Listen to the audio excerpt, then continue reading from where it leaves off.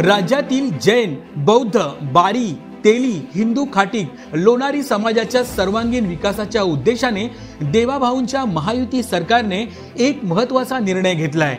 यानुसार जैन धर्मियांसाठी अल्पसंख्याक आर्थिक विकास महामंडळ स्थापन करण्यात येणार आहे।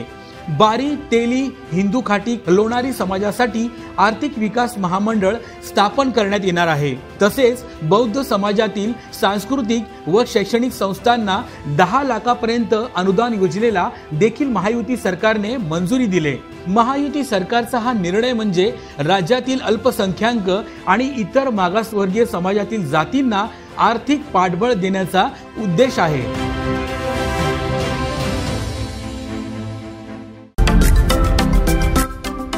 महाराष्ट्रातील महत्त्वाच्या व ताज्या घडामोडी जाणून घेण्यासाठी आजच आमच्या सूर्या मराठी न्यूज चॅनलला सबस्क्राइब करा आणि बेल आयकॉन प्रेस करा।